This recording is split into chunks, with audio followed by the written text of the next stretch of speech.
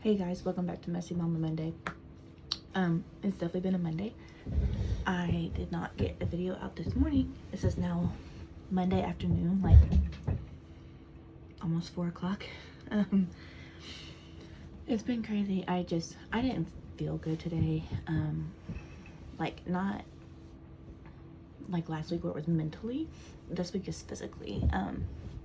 I woke up and I was okay, but then I started cleaning and stuff and I got super lightheaded and dizzy and I couldn't do like anything. So the kids are home from school because it was a snow day today here in Texas. It froze over and it's supposed to be that for the next 3 days, so that should be fun. But my husband was home today too because of the same thing, so he made me go lay down and take a nap and everything. And so I'm feeling better. I'm not so lightheaded anymore, but I think I was just so tired and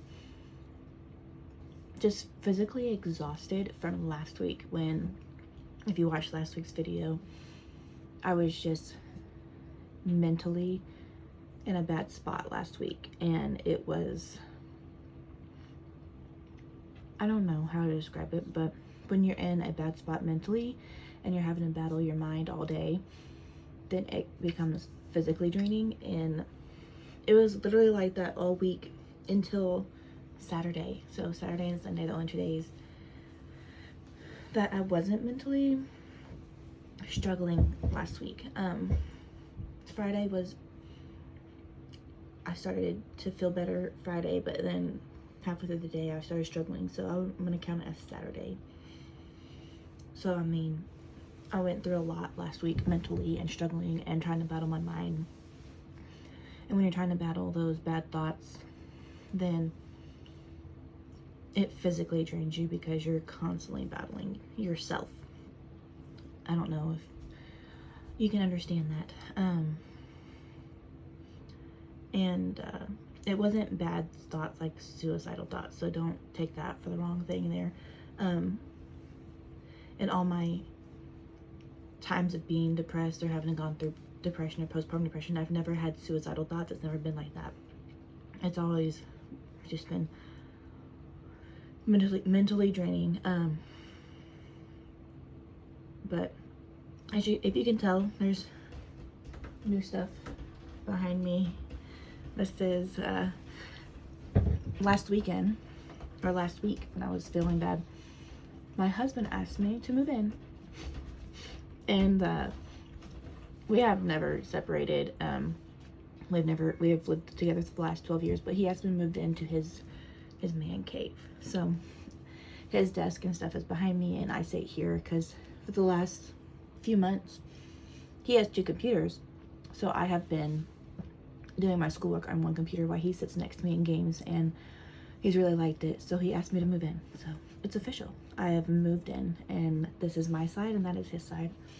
So when he sits here in games at night, he's right here next to me and I'm right here during school. So it's pretty cool, and I like it because there was a time in our marriage where we weren't as connected as we are now. I have always been where I want to spend all my time with him, but he has never been the type to want to spend every single second of his time with me. He always wanted that alone time for himself. And so when we moved in this house and he had this room, I was like, oh look, you get your own little room and you have your game room finally that you wanted. And then he asked me to move my stuff in here, and I was really shocked. I was like, I'm pretty sure I would have never heard those words come out of your mouth. And I asked him why, and he just said he really enjoys me being next to him and spending all his time with me. And for the first 7 years of our marriage, that would have never come out of his mouth. We loved each other since the beginning, and we wanted to be with each other and everything, but we had to go through hell and high water for us to realize that we want to spend every waking moment with each other and do everything with each other and ask each other about everything, and don't make decisions without the other, and don't make plans with the other. And if we have plans that does not include the other, we want them right there next to us. We don't ever want to go by ourselves, which is fine because I love doing that. I have this thing where I want to be in his skin, and that's where I just want to be right next to him, on him, whatever. Like, I need to be touching him. And he loves it now, which is really awesome. But yeah, it's the last 4, is it 4? I think it's been 4 years, 4.5, have been the best years we've had in our marriage. And our marriage wasn't bad before, but the last 4 years is when we learned to communicate, to rely fully on each other and on God, and where we put God in our marriage first instead of last or not there at all. And I wouldn't have it any other way. It's kind of funny that we had to go through that hell just to see that we are perfect for each other, and we were made for each other, and we want to spend the rest of our lives with each other. And it was more so my husband having to find those things out. I already knew that, but I also needed to do some growing myself when that rough patch happened at year 7.5 years of marriage. But our marriage has never been exactly easy.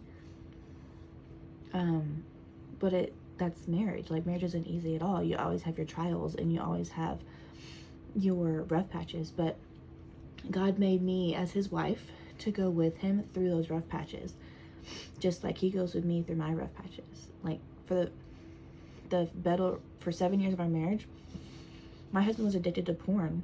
I don't know if I've mentioned that on a video here yet, but he was addicted to porn for the first 7 years of our marriage. And I found out literally, like, I found out before we got married, but officially like 6 months after we got married or so is when I really found out. And I was 19 and naive and just awful towards him about it. But he struggled with porn for, I think, 16 years. He's been free of it for the last 4, and we put in safeguards to make sure that that stays that way.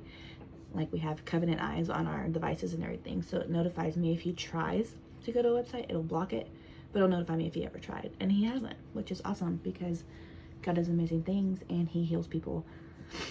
And I pray about that for him every day, because he wants to be free of that, because he knows that that's not a good thing. And I want to be free because I'm his wife. But God made me to stick by him through those trials, and that was my job, and I stuck with him through that. I didn't just throw him out to the curb and say, yeah, I'm not doing this. Because when we first got married, we both agreed that divorce was not an option. Divorce wasn't on the table. Divorce was nothing that we wanted in our lives or in our marriage, because my husband grew up in a divorced household. I grew up in one that talked about it quite often. And my parents weren't together all the time like me and my husband are, because my dad had to travel for work. So we wanted a much different marriage where we were not getting divorced, and divorce was not even on the table. And I love that. So I'm very serious about that. I stuck with him through all of his hard times, just like he stuck with me through mine. All my depression episodes and my postpartum depression, he stuck by me and made sure that I got the help that I needed, because I was depressed. I had postpartum depression 4 out of our 5 pregnancies. We have 4 children. So our child between our 3rd and 4th that are living was a miscarriage. So I had postpartum with my 1st, my 3rd, my 4th, and my 5th. In my 5th, I was actually depressed during the pregnancy, because I found I was pregnant him in the hardest time of our lives. So I was depressed during that pregnancy and terrified the entire time I was going to lose him. And then I was depressed after his pregnancy up to at least him being 2, maybe even 3. He's 3 now. It hasn't been an easy ride, but The only thing, I did not express that or get help for the 3rd and 4th episode of postpartum. He knew about the 1st and 2nd one and made sure I got help for those. He always stuck by my side and knew exactly what to do, which was amazing, and I'm really grateful for him for that. I don't know if I ever expressed to him about the 4th and 5th child, and I never got help for those, and I probably should have, because they were pretty hard, and I still struggle now. Like last week, I had a mental health week. Usually they would be like a day where it's like, I'm just not feeling it mentally today, but it was a whole week, and it was awful, and the thoughts in my head were awful, and I hated every single bit of it. But he stuck with me through that, and he always will. Last week he was the sweetest little guy ever, and that was the week that he asked me to move in here too, which was awesome, and it made me even happier that he wanted to include me into his man cave, and now it's a us cave instead of a man cave, which I really like. But it also gives us our own little spot to do like our devotions and stuff like that, which is great, and it gives us a little spot to hang out. That's not just our bedroom. It's in our bedroom. It's attached to it. It's like a closet. How closets are in your bedroom, it's like that. But yeah, God made us to be each other's helper and to stick by each other in hard times. I don't believe that we should run away when times get tough, because that's taken the easy way out, I guess you could say. And that's not easy either, I know.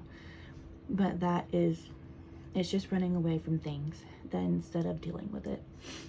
And my husband has hurt me in our marriage, and I've hurt him in our marriage, but we are not going anywhere because our love for each other is way too much, and we know that each other has faults, and we know that each other is going to fail, and we don't hold each other on a pedestal. Some things are really hard to get through, and some things are not as hard to get through, but our marriage has become way better going through the things we've gone through and working through them together and coming out on top. Because if I would have called it quits on my husband when I found out about his porn addiction, I would be sitting here as a single mom with some children and wishing I had the love of my life back. And then it also makes his addiction worse. He more likely wouldn't have gotten help for it if I would have just tossed him aside. So yeah, God made us to be there helping each other in hard times. We need to lean on God and lean on each other. When my husband's having a bad time, I go to God first, and I'm his crutch. I try to do whatever I can to make sure he knows that he is loved and valued and important and needed in this family. And when I'm going through the tough time, he does the same for me. And it took us a long time to figure that out, but here we are today, sharing a man cave, celebrating 11 years in February, and we couldn't be happier. So thanks for joining, and try to stick by your partner. I know it's hard, and if you need to talk, you can always comment, and I will get back to you. Thanks for watching.